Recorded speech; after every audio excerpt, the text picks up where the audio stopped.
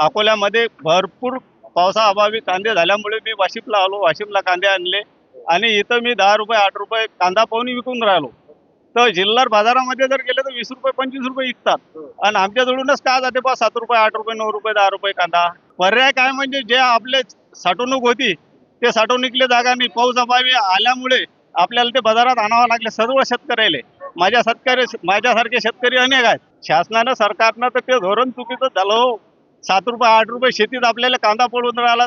सरकार म्हणते की बा आपण ते याचा स्टॉक करून राहिलो, हे करून राहिलो, ते करून राहिलो, पण काही होऊन नाही राहिलं. कमीत कमी 40 किलोमीटरहून मी मिरची आणलेली आहे. ठीक आहे. आता या मंडीला मी आणतो, नेहमी चालतो.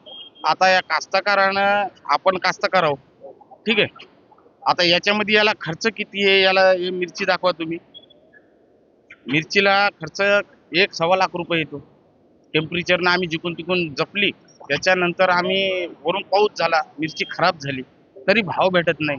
मग आम्हाला कास्तकाराला भाव मिळण्यासाठी सरकारला काय मान्यता करावं? शासनानं काहीतरी आमच्यासाठी करावे. आम्हाला खर्च एकरी 1.25 लाख 1.5 लाख रुपये खर्च आला.